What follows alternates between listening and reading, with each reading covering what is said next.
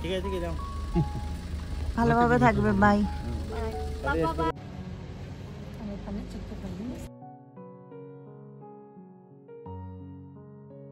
তো এখন বাজে 10:30 মতন। আমি এই বাইরে থেকে ঘরে আসলাম।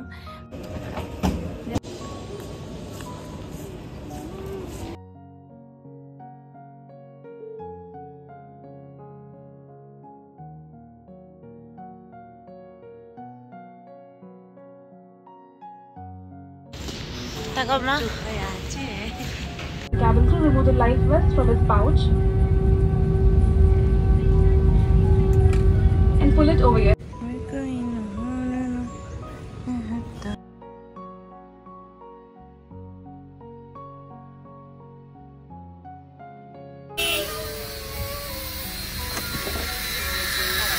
ভালো আছি। পেছনে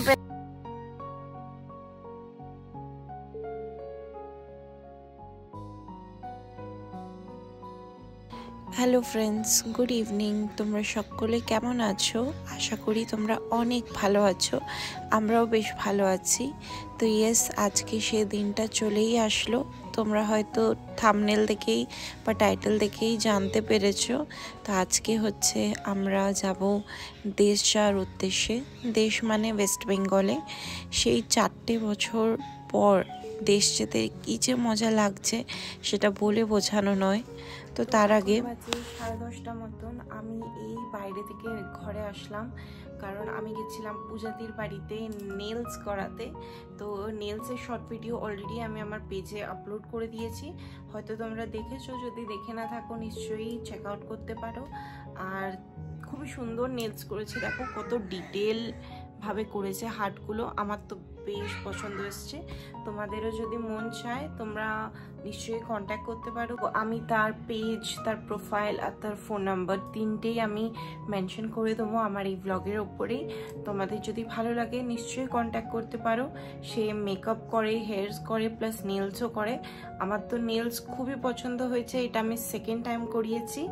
তো বেশ সুন্দর হয়েছে, আমার মনের মতনই হয়েছে। মনের মতন কি, মনের যেটা ভেবে গেছিলাম তার থেকেও সুন্দর হয়েছে। তো দেখতেই পাচ্ছ। তো তোমাদের যদি ভাল লাগে তোমরা নিশ্চয়ই কন্ট্যাক্ট করতে পারো। তো চলো, এখন তো আমি এখনো কাজ করছি অফিসের, তো জানি না কখন কি বেরোবো। তো দেখতে থাকো তখন। তো ঘরে তেমন আর ভিডিও করা হয়নি। রেডি হয়ে বেরোতে বেরোতে অনেকটা সময় লেগে গেছিলো। তো এখন বাজে প্রায় ভোর 1:30 মতন, ওই রাত 1:30 মতন বলতে পারো। তো এতক্ষণে তো তোমরা বুঝেই গেছো যে দেশে শুধুমাত্র আমি, মাম্মি আর দিব্যাংশী যাচ্ছি। আমার হাজবেন্ড যাবে না। ভালোভাবে থাকবে, বাই। ঠিক আছে।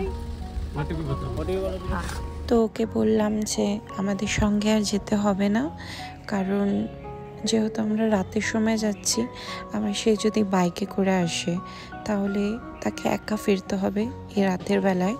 তো তাই বললাম তোমাকে আর আসতে হবে না, আমি, মাম্মি, দিব্যাংশ ঠিক ভালো মতন করে পৌঁছে যাব।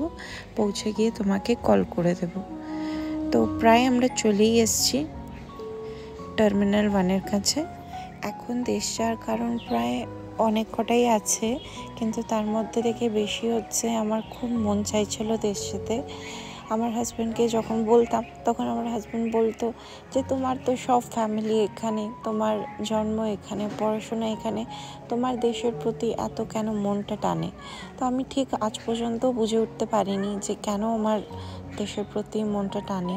সেটা আমি ঠিক জানি না, কিন্তু আমার খুব ইচ্ছা করছিল প্রায় অনেক কটা দিন ধরেই। তো 3 মাস আগে প্রায় টিকিটটা কাটা, আর 3 মাস অপেক্ষার পর আজকে সেদিনটা চলে এসছে। তো ফাইনালি আমরা তো এয়ারপোর্টের ভেতরে এন্টার করে গেছি। এখানে এখন লাগেজ আমাদের দেওয়া হয়ে গেছে, আর এখানে ব্যাগেজ চেকিং হচ্ছে। তো আমার ল্যাপটপগুলো, চার্জার, মোবাইল, পোর্টেবল চার্জার সব কিছুই বের করে একটা ট্রের মধ্যে রেখে দেওয়া হয়েছে। তো চলো।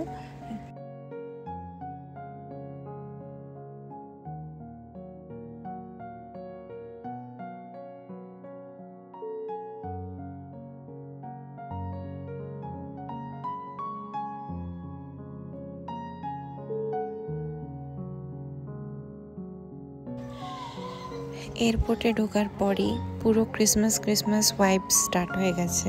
দেখতেই পাচ্ছ ক্রিসমাস ডেকোরেশনসও অনেক কটা স্টোরেতে স্টার্ট হয়ে গেছে করা।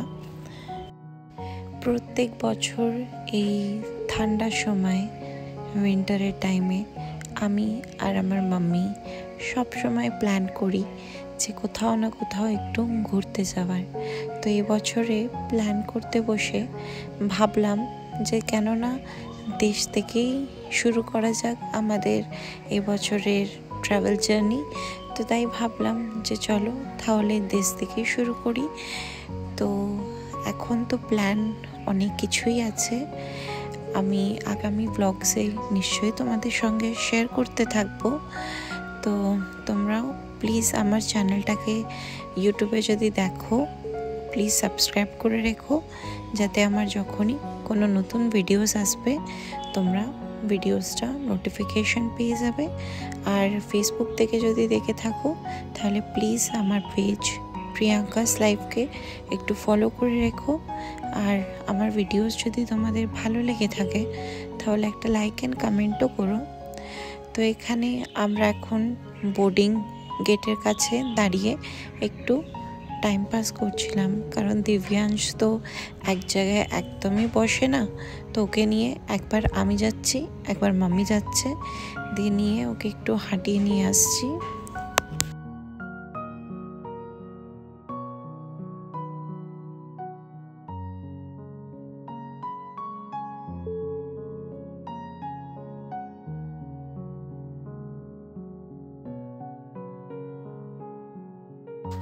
আমাদের ফ্লাইট ছিল 4:45 AM এর, আর বোর্ডিং শুরু হওয়া দরকার ছিল 3:50-তে, কিন্তু জানি না কেন এখনও শুরু হচ্ছে না।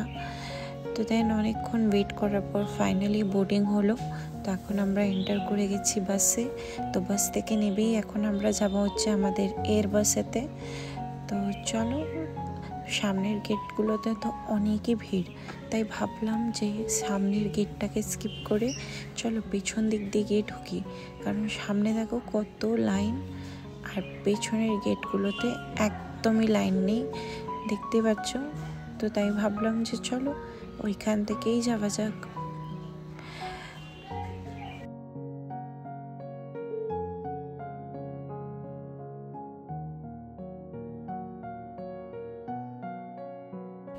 তো আমরা আমাদের সিট মতন বসে পড়েছি, আর এখানে দিব্যাংশ মোবাইল দেখছে ততক্ষণ, যাতে ও প্যাসেঞ্জার্সদেরকে ডিস্টার্ব না করে। A life vest is located underneath your seat. In the event of landing on water and when visited by the cabin crew, remove the life vest from its pouch and pull it over your head. Put the strap around your waist, fasten at the front and tighten by pulling the tab. Once you're at the aircraft, inflate the life vest by pulling the red toggles as shown. If it fails to inflate or needs topping up, blow into these tubes. A safety card is located in the seat pocket in front of you. Please carry it. তো পুরো ফ্লাইটের জার্নিতে আমি ঘুমিয়ে পড়েছিলাম, দিব্যাংশও ঘুমিয়ে পড়েছিল, আমার মাম্মিও ঘুমিয়ে পড়েছিল। তো সকলে মিলে ঘুমিয়ে পড়েছি। আর যখন আমরা উঠলাম তখন দেখলাম যে ফ্লাইট ল্যান্ড করবেই। তো তারপর আর কি, তো খুবই আরও বেশি এক্সাইটেড হয়ে গেলাম। আর দেখতেই পাচ্ছ এখন ফ্লাইট ল্যান্ড করে গেছে, আর আমার এক্সাইটমেন্টের কোনো লিমিট নেই, মানে এতটাই এক্সাইটমেন্ট। ঠান্ডা বাবা রে বাবা, প্রচুর ঠান্ডা।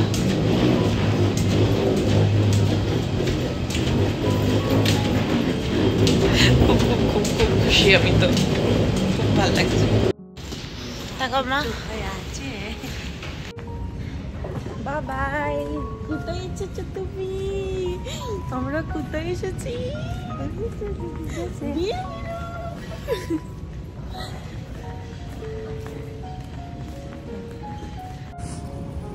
তো চলে এসছি আমরা ব্যাগেজ কাউন্টারেতে ব্যাগেজ কালেক্ট করতে। তো এখানে আবার কিছুটা সময় ওয়েট করতে হলো, কারণ কারোরই ব্যাগেজ আসছিল না।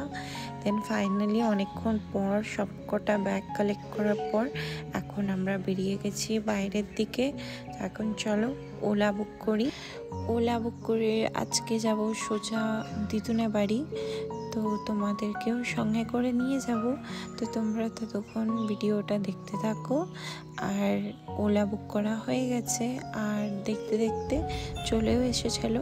তারপরে লাগেজগুলো লোড করার পর আমরা বেরিয়ে পড়েছি আমার মামার বাড়ি, মানে দিদুনের বাড়ি যাওয়ার উদ্দেশ্যে। তো চলো ততক্ষণ তোমরা ভিডিওটা পুরো দেখতে থাকো।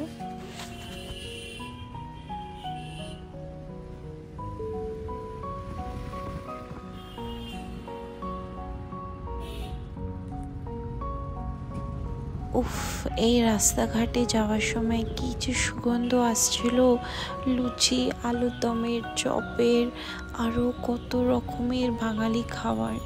এইসব খাবারকে আমি কত কত মিস করেছি।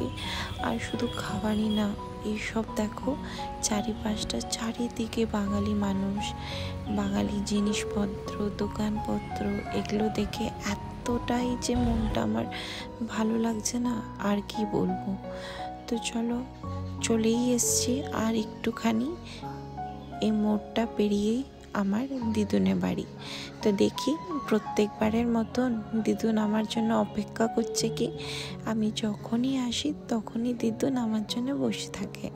ওই তো দেখছো, এবারেও বসে আছে। কেমন আছো? ভালো আছি।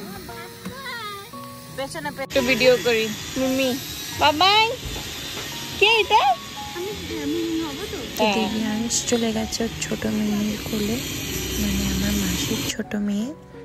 আর এটা হচ্ছে আমার মামার বাড়ি, আমার ছোট্ট মামার বাড়ি। মাম্মি তাকাও সবাই, এটা হচ্ছে দিব্যাংশের ছোট মিমি, আর এটা হচ্ছে ছোট দিদুন, আর এটা হচ্ছে বড় মা। আর দিব্যাংশ তো তাকাচ্ছেই না, আর দিব্যাংশের তো দিদিমা অলরাউন্ডার সব ব্লগে। হ্যাঁ দেখো বড় মিমি। ঠিক আছে আমার শোনা গেল কই। হেই, আমাকে কেন নমস্কার করছে রে? তুই এটা খোলো জ্যাকেটটা। সব খুলবো আমি শীতে। বাবাই। দেখো কি বলতা, এটা আগে খাইয়ে দে ভাত মেখে। তো যাকে আমি ছোট দিদুন বললাম সেটা হচ্ছে আমার মাসি, আর যেটা হচ্ছে দিব্যাংশের ছোট মিমি, বড় মিমি, সেটা হচ্ছে আমার দুই বোন, মাসির মেয়ে। বড় বঞ্জি ছোট বঞ্জি সব আমাকে দেয়, কোলে উঠবে। আমি তো জন দেয় বলি ফুল করে উঠবে। দেখিস একে ভাতটা খাইয়ে দে, দিয়ে পিয়াই তো। আর এই তো ওই দেখ হচ্ছে আমার মেশো, মানে দিব্যাংশের ছোট দাদা। যাও যাও, দাদা দাদা পেছনে দেখো, দাদা এলেনে কে ফোন বার করছে সেদিকে দেখছে। যাও দাদা। হ্যাঁ দেনে আগে বারে যাবে দেখছিল। ভালো আছে না দাদা? ভালো আছো মেশো? ওই হাই হচ্ছে ওই চালটা এই তো মামাবাড়ি, ওতেই তো মামাবাড়ি, মায়ের মামাবাড়ি, মায়ের মামাবাড়ি তা